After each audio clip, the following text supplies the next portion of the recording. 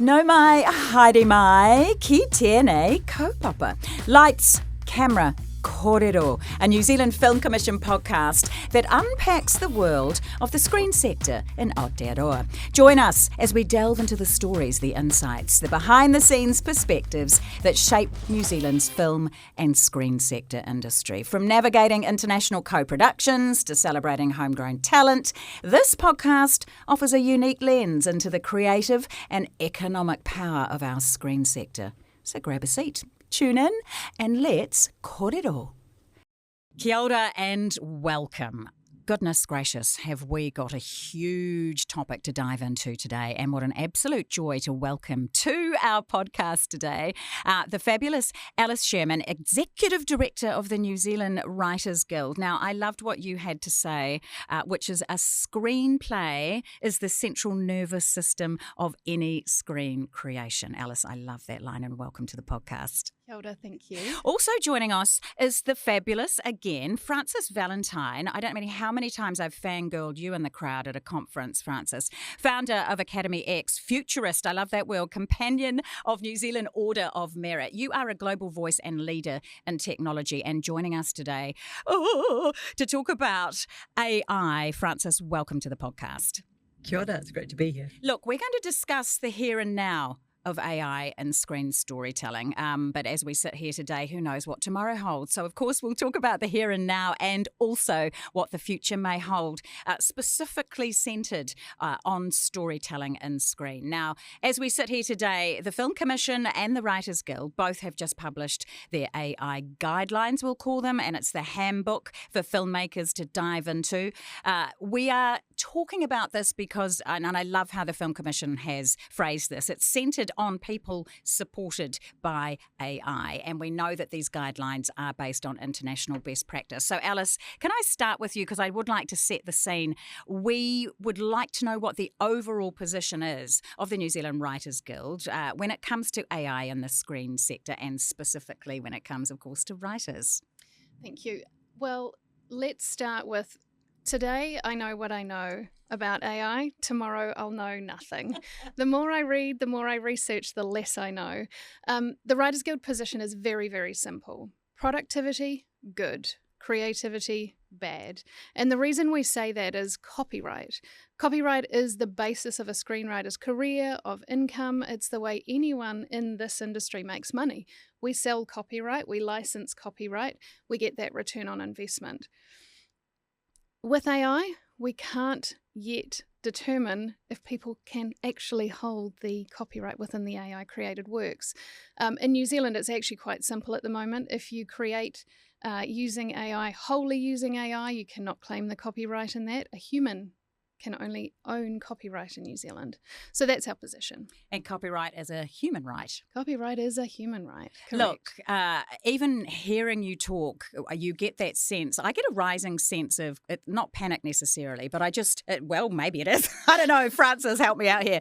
You every day are having this conversation around AI and waking up every day in a world where maybe parts of it have changed as you've been sleeping. We talk about copyright. We talk about creating content. We talk about the basic human ability and our need to tell story. Where does AI fit into all of that? Look, it doesn't have an easy place at the moment because nobody's been able to successfully challenge the copyright and the IP of AI-generated content at this current stage is owned by the creator. And so while you can have rules saying that actually it can't be accepted from an IP point of view, it's a really grey area because actually in the end, if you are a writer and somebody buys your work, whether you wrote it with AI or not, if they then go on and make it into a highly successful film, for example, actually, are they really going to be concerned? Because in the end, it's the end product of where it gets an audience for most people. And my whole world is surrounded by writers, and there is this two different views. It's like the protection, lock it down, and the open it up and let it find its natural home and get an audience and give that exposure to the writer. So it's a really tricky one because we want to put old school kind of layers across it because of the way we've always been taught to understand intellectual property, but actually we have a new, entirely different world. And that goes the same with all creative outputs, whether it's music or, video or photography or anything else. It's a very grey area. So we have artificial intelligence, and I've just learnt about something called LLM, which I think most teenagers probably know what that means. So that's a large language model. Could you just explain a little bit about exactly what that is and how we see it manifest itself in the real world? Yeah, so artificial intelligence, if you're talking about generative AI, which is what most of us are talking about in today's world, is based upon data. And there are different types of data, but all of it is what's fed into a large language model. So it's all the data that sits within a model. And a model is basically a database. Now, without getting into the real details, they can be closed. So, for example, a company could create their own large language model and everything to do with that company is protected within a closed model. Or they can be like a ChatGPT, which is you're accessing someone else's model. When you access a model, a large language model says, what is your prompt? So what is the question you have asked it? And then it looks for the most probable answer to your response. The better the prompt, the larger the model, the better the response.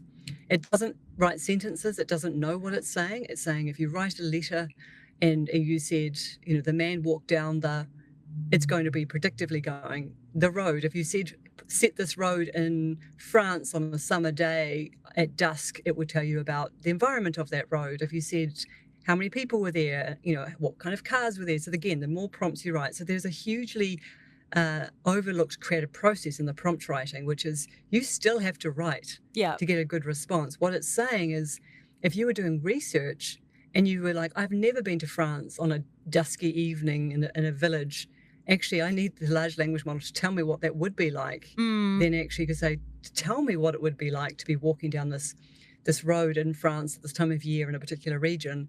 And you would have that without having to go into other forms of discovery, which might have been Google or a book or whatever it might be, or someone who had lived in that village. Yeah. So it's a combination of you still have the creative craft. You still have to be a writer. I mean, prompt writing is they call it prompt engineering, which is really sort of frustrating for me because actually they call it prompt writing.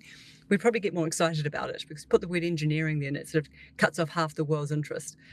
But it does mean you have to understand how to write really great questions to get a great answer from these large language models. Agreed. Look, it's fascinating you talk about that because when I think about how can I write a story that is based in a beautiful village in the south of France, I would argue that the only way I could fully tell that story is by sitting in that village in the south of France and absorbing whatever other things that make me human would mean that I would tell a better story in that environment. But that's probably me being very old-fashioned and I can't afford to go and sit in the south of France. I don't know how you feel, Alice. Well, it's a very good example of where productivity is good and creativity is bad because Frances very well explained productivity and that you use very good prompts to find your location, to find information about the location you may be talking about, to receive back information that can help you create your story. That's where productivity is good. And I think we keep forgetting that it's a tool, like any kind of tool, like the typewriter was invented, like the computer was invented. These are tools to help us. We just haven't found the edges yet to protect those incomes and to protect really the issue of stolen copyright, protect the copyright, which people can then, if it's going to be a big success, you have to own the copyright in it. Yeah, which is interesting because what you were saying just before, Frances, is that realistically speaking, if you do come up with an idea that is assisted by AI or suggested by AI, if someone buys it and does make it into a big film, then it's essentially still an option. Yeah, and I think it's just stretching our understanding of what it is to be a creative content creator, because in some ways there is now an audience much larger because people can actually, if I go back to the French village scenario, you could go and do that if you wanted to write a contemporary story about that French village, but you wouldn't necessarily have the knowledge of it if you wanted to set it in 1860. True. Or 2100. Yeah. And say it was in 2100 and you said, actually, I want you to pull on every French documentation about the future workforce, future demographics, industries that are growing, investment trends, blah, blah, blah. So you would go, oh, they're going to be really big in biotech and they're going to be really huge kind of focus on ed tech and legal tech. All the other ones are not going to happen. You actually, from that point of view, you're now opening your ability to write much more broadly and actually potentially have a broader pitch about what you could write about because you now have some reference that wouldn't take you huge amounts of knowledge, time, or experience, or cost to go and actually get the background to that. 100%. That makes so much sense. Look, the interesting thing, and when you talk about the ability to, you talk about a tool at what used to be the typewriter, and now we have something that I think is slightly more fear-based. Like that typewriter wasn't going to suddenly start clacking away in the middle of the night and write War and Peace, was it? We have a situation now where I think a lot of people have fear around the idea that AI could do so much and take away from us so much, but more so will rob us of an ability to make a living doing what we love. Is this fear a warranted fear? What do you see from your perspective, Frances? Obviously, you across this constantly, but you're also speaking to other voices within the AI community. What are your thoughts around the fear base around it? Look, every industry right now is going through the same dilemma. And look, if I was to pick on the legal profession, who have had a scarcity which has enabled them to charge, exorbitant fees per hour, that is the exact function that AI is designed to do, to analyze large amounts of documentation and data and to provide an opinion. And so if you're a lawyer and you're used to having, an $800 an hour salary, then obviously that is significant when you've got a function that now can outperform a lawyer. Yeah. And many, many of the key capabilities. If you go almost at any sector, it is a case where AI is at or near human level at administrative functions. And I think that's where the tool really needs to be focused. It's a great administrative support. And we're moving into this era right now away from the AI that we had 2 years ago into agentic AI, which is agent-based. Now, this is where all the big companies and a whole bunch of newbies are coming in. And an agentic AI is basically do the function of an incredible administrator. So at the same time as you're asking it to write something, you're asking it to book your flights to Wellington, and you're also asking it to tell you the best, time of the year to go to Madrid while you're ordering your groceries for tomorrow night. So it has a task-based function which can go and open browsers and book things in and fill out forms and do all those things for you. So a lot of this, when we talk about AI, we're missing the big win, which is this administrative load that we do as humans, which we probably shouldn't do because a lot of it's really mundane and actually not at all creative. But the piece around losing jobs is if you don't use those tools, then you are going to be disadvantaged by someone who is an incredible writer who uses it for those tools, but still writes. Yeah. For they do the thing that they're really talented in, but they supporting it by all these other available tools. And it's that combination of the two that will give them the benefit of competitiveness in the market where people are looking at things to be turned around quickly. Yeah.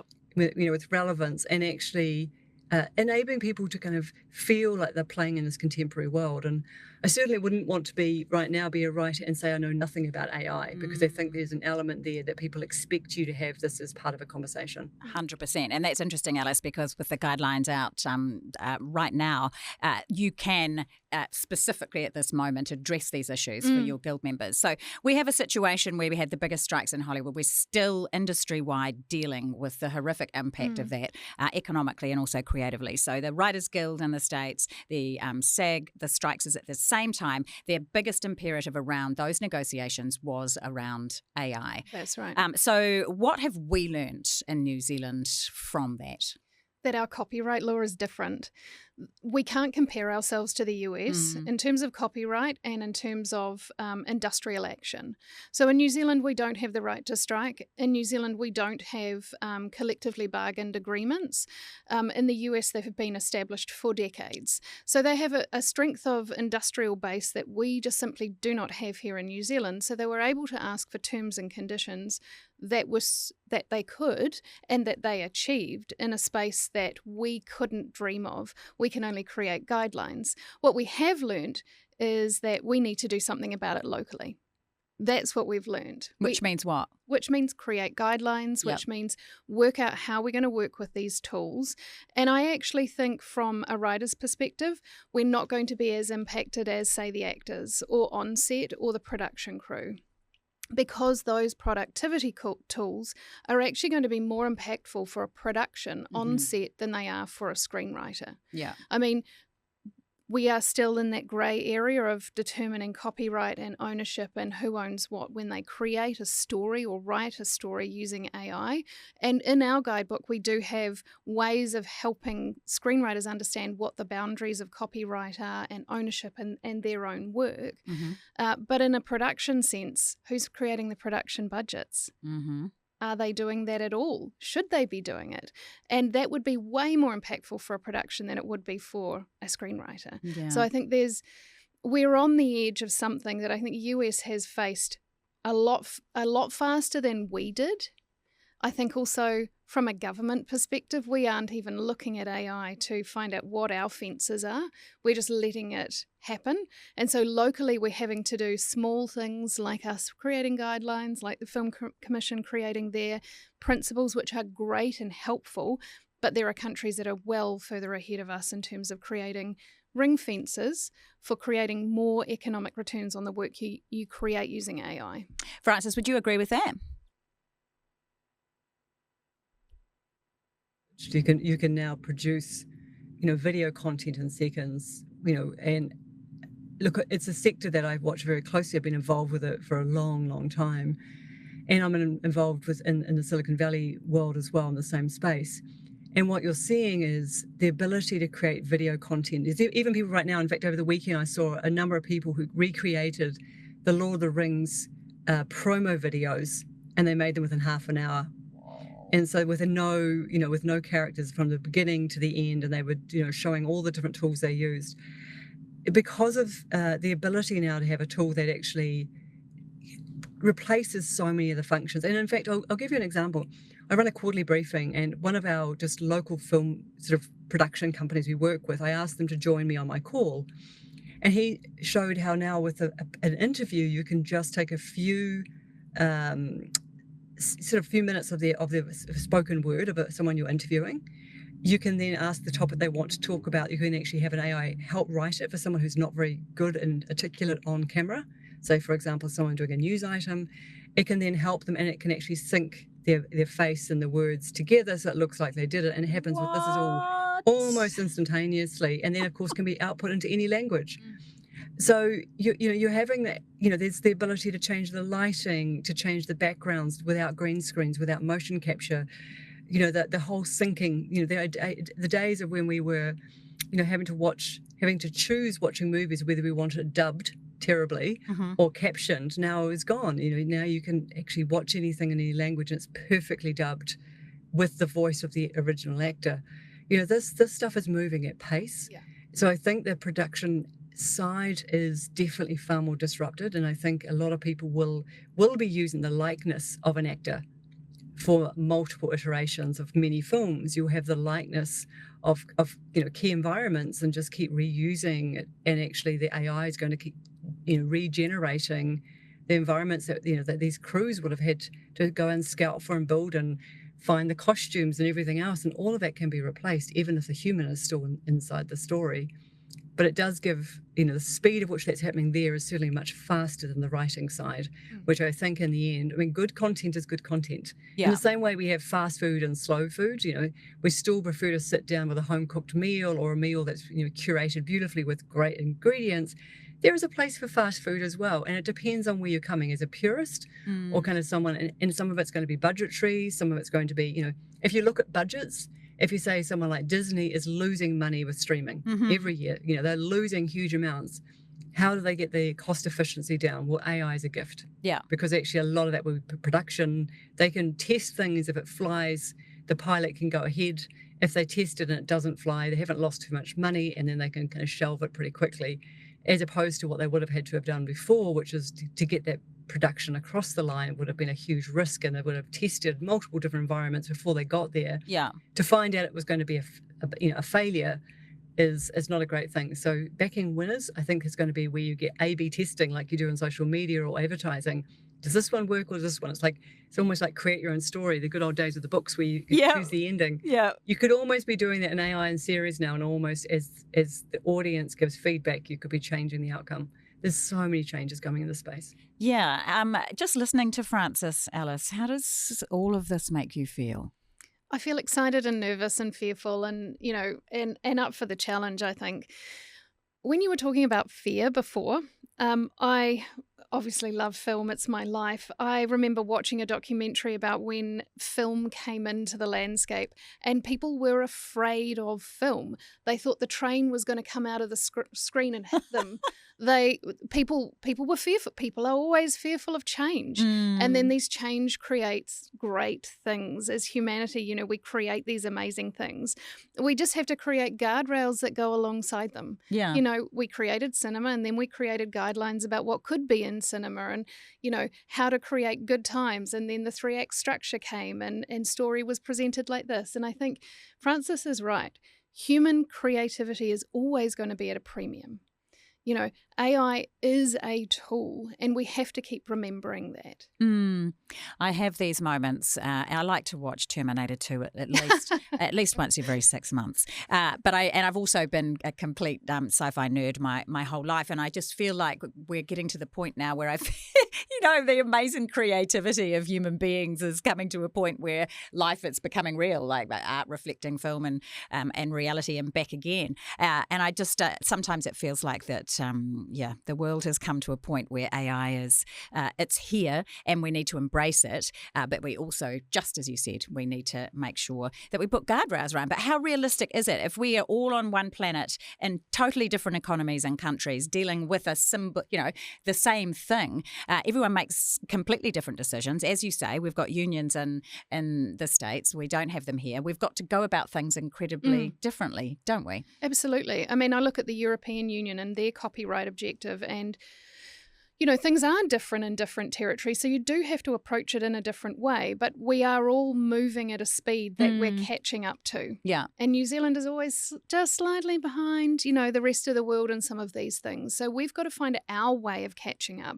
I don't think we've found it yet. No, but can that be an advantage sometimes? I feel like we're such a little place, we can initiate change faster, and can we not learn from what's working and not working offshore? 100%. 100%. I do think about that when I think about Mātauranga Māori and the way we're approaching AI and the inputs of Indigenous knowledge. I think that we are probably at the edge of being the best so far. Aggressive, yeah. And this is a big part of these guidelines, 100%. Putting those principles in place, talking about it, having those conversations at the developer end, talking to developers about ethical outputs. So I think we are, in terms of that, much more ahead of the game than some other territories. Why is that? What are we doing right in that sector? Because that kind of IP, if you'd like to call it, it's not just about the storytelling. It's culturally who we are and who Māori is, and making sure that their stories are their own. So it's a much more complicated subject, isn't it? It really is. But I think because New Zealand has Te Tiriti o Waitangi, we are ahead of the game. We do have a treaty that we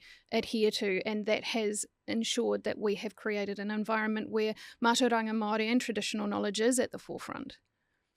Frances, all industries are walking this tightrope, aren't they? How to optimise the use of AI and LLM to boost efficiency and support innovation is also really important. But how do we, I know there's no silver bullet, but how do we do that but not at the expense of our creators?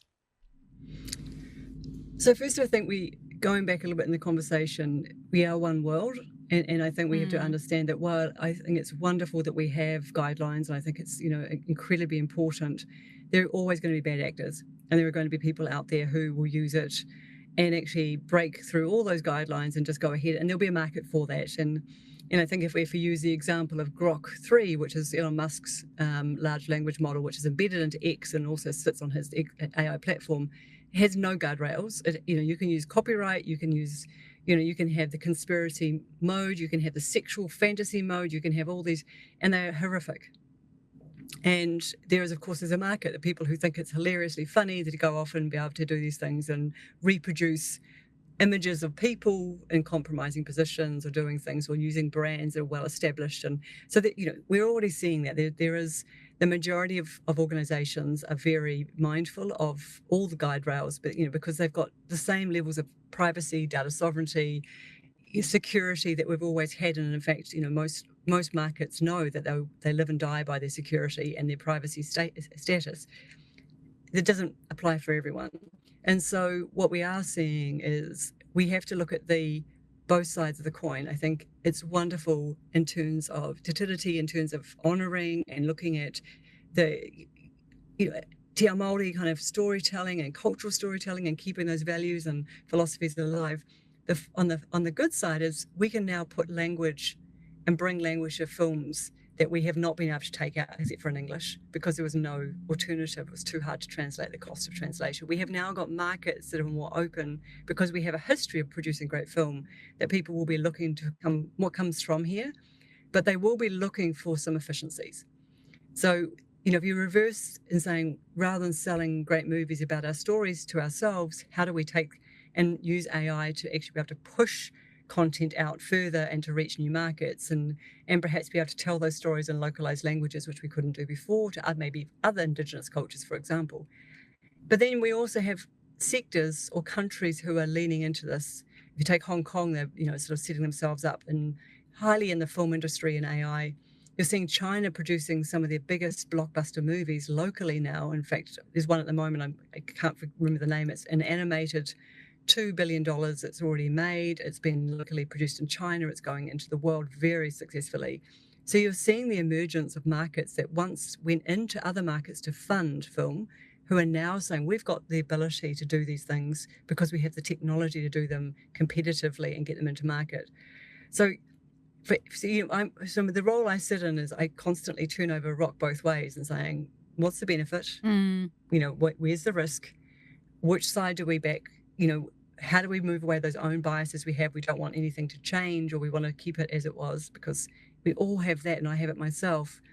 But I also want to make sure that people don't think that keeping things in completely status quo will become a commercially viable product into the future. Yeah, agreed. It's just too hard. It is too hard, and it's also impossible. I mean, the box is open, and we have a whole world that are going to start pulling things out of it. Goodness gracious. I'm not sure this is helping my fear levels come down. I like the conversation that we had that I loved is talking about the near human level that you mentioned, Frances, that AI now provides us when it comes to administration. And there is a big part of that, which I would argue, Alice, if you take that out of a writer's life and they have an ability to then devote all their heart, their soul, their creative juices into the writing, that sounds good. Hey, productivity is good, creativity is bad. I mean, maybe we need to qualify that statement with copyright protection. Yes, true enough. And that is the issue. And when it comes to these guidelines, and please excuse my ignorance around this, but what tools do we have to investigate whether this piece of creative content is in fact 100% a human, and how what those guardrails are so important for that? How do we know, and how do we figure it out? Well, ChatGPT, we've actually in our guidelines got some prompts that people can use to test to see whether their product has got AI in it in any way. So there are tools that you can use. Again, productivity, if you can utilize the tool to help you to support. I mean, we're primarily looking at out and out plagiarism, out and out stolen copyright. Yeah. And we've got some tools in our book that you can use to detect if those things are in there. I guess my biggest concern with those types of tools is it's not always clear and evident. And because we're still at the edge of case law that hasn't yet been determined, there are times where people are going to go, great, this has got no plagiarism in it, but they may not have worked out that actually someone over in Australia wrote a book about that 20 years ago, and they're going to come forth and say that, hey, I wrote that. So these are the edges that we're still trying to find. I know. And there is that whole concept taking AI out of the system, where is there anything that is considered to be an original idea? I mean, that's creativity by definition, we feed off, art feeds itself, human society and relationships feed it all. So one would argue that a great creative, it's their personal story and perception that gives us a fresh version of a not necessarily an original film. Yeah, can I just jump in there with that plagiarism? Because there isn't a tool yet that could really accurately define that. I think we do really careful. So I'm in the world of higher education. So we have, I've got master's students studying with me here at AcademyEX, and there is no way that we could tell with 100% certainty if something has been plagiarized or been done with AI. There are so many workarounds. So, there's a number of schools who have tried to put things in place saying this is actually not your work, and actually it's impossible to tell with 100% accuracy. So you have to be very, very careful to be able to say to someone, hey, this is something that's not your work. Which leads into just on a really quick question. If I was to build my own large language model, which I have, but let's just for the theory of it, so I could take everything I've ever written, including books, every podcast, every video I've ever done, and it's only my voice, not in any way tainted by the internet, anyone else, and I now ask it to write a script. Is it my work? Yes. You've made it. It's your voice. It's your work that you've put into the machine. It's yours. Yeah. Yeah. So you could say, but it's still 100% created by AI. Yeah. And look, copyright law is copyright law. I'm not making copyright law up. It's been that way for a long time. I mean, that is your work. We do have in our guidelines as well about prompts. If you're tracking your prompts, your inputs equal your outputs. And if you're creating your screenplay with your prompts, you'd be able to show your chain of title through your prompts. Wow. So I guess that's where we need to understand those two different situations where it's completely an open model where you're going to ChatGPT and creating something versus creating your stories. You may have a well-known novelist who actually writes a novel entirely based upon all their previous work. Yeah. Amazing. We've also got, we're in an environment where people are still very outraged. I mean, you would argue the brutalist at the Oscars really took a hammering because an editor he didn't even let slip. I'm sure he didn't even really see that there was a big issue because I suspect there are so many filmmakers in post who are using AI to make little tweaks, but it just caused a real kerfuffle, didn't it? Yeah, and I think that's why we have stayed so far out of the actual screen content and have stayed within the writing world because there are edges that we can't see at the moment. Yeah. You know, we're sort of, every time we look down, our little torch eyes are looking at one section, but, you know, there's a whole nother world of things going on outside of that. Screen and screen content, we've stuck with the writing portion. I mean, I do feel for those people who work in production, who are crew, who are production workers, who are editors, VFX, you know, how this is going to impact them, I think, is more impactful than, say, a screenwriter. Frances, sometimes I feel we are in that perfect storm situation as well. We talk about increased productivity, but also efficiency, where we have a global economy that is flat as a pancake. And if it's when it comes to trying to get any production or any filmmaker or content creator, getting budgets gets harder and harder. And I feel like AI has arrived at a time where potentially it's the most useful thing. Yeah, and we are seeing the rise of, for example, film festivals, which are entirely AI. Yep. So there's in LA, they've now second year in. We're seeing books, the same thing, and art exhibitions, AI art. You know, we're starting to see the genre popping up and people accepting that there is an output. And I think when people start to sort of normalize it, socialize it, there will be greater adoption and less of this fear-mongering about it's going to take everybody's jobs. Because in the end, humans are really good at keeping themselves busy. And there is not a single prediction that says there's going to be less jobs in the future. It's just that they are going to be more digitally enabled. You know, we live in a digital economy. Our technology keeps getting faster. We have the biggest tech giants risking everything to make sure they're the winner in this race. And so if you think of, you know, some of the big five, in many cases, they're bigger than the biggest economies in this world. You have individuals who are bigger than some economies. You know, there is a winner takes all in this. So because the momentum has been driven by money and actually the offerings, so much of this is free. And actually when you have something that changes the world and it's got no real barrier to entry, and if it's free to use and you can use your mobile phone, you can see why the adoption rate has been, you know, unprecedented in terms of as a technology. And actually the amount of use is just escalating all the time, and people are finding new ways because it's solving problems for people on an everyday basis. And so, you know, this transition that's happening right now, I think we will get to the other side where we start to understand what is AI, what it can do well, what it doesn't do well. We'll start to go back into all the things that, you know, humans do really well at, you know, sense making and creativity and collaboration and distilling information. We do a whole bunch of stuff that AI cannot do at all. And so we'll find greater value in the things which make, but maybe the things that make humans human and actually get away from the stuff that actually we've just been doing for a long time because someone had to do the admin, someone had to do that data entry, someone had to make that cold call, you know, someone had to follow up on that conversation or dictate in the courtroom or whatever it was. We've done a lot of stuff that's not particularly fun that now we can outsource to AI. 100%. If we, I think about my heart and the things that move me in storytelling and in a cinema, and I think about what the questions I ask myself about, is this real? That for some reason I'm asking myself that question more and more and more. So if we put the economy and the job aspect of how AI can contribute to an economy, we look at it from a creation perspective. Already now, I don't know, am I looking at Tom Cruise doing the cha-cha on the deck of the Enterprise, or did he actually shoot that? These questions, to me, want me to ask, how do we get clarity? You have to state this was made by AI. If you don't have to state that, how do I know if it's real and does it really matter? I mean, these are big. I'm having an existential crisis, Alice. Does it really matter, I think, is actually probably the answer to your question. But I think about TikTok and I think about the social media, and everyone puts hashtag ad if they're doing some sponsorship or promotion. You know, there probably will have to be at some point a statement created by AI. We use that in our handbook. And I see it around it. These images are all created by AI. So, you know, there are ways of describing it. There's a really interesting study about age groups and determining what is real, using my quotey fingers, and what is not, what is AI generated. And the younger a person is, the easier they are able to detect visually if something is generated by AI. Wow. Are you seeing that, Frances?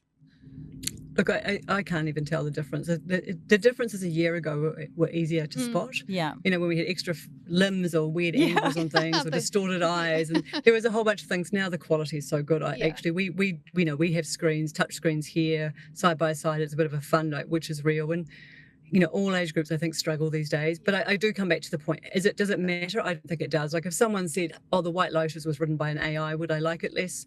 Probably not. You know, I think there is an element of where we look at content and we enjoy it. Could it be written by AI? Probably not, you know, because it's of the layers of complexity and what it does. But I do think we're going to see and have to get comfortable with this idea that some people won't care. And in the same way we've done that with a lot of things. I mean, I make my first coffee of the day in my Nespresso machine at home.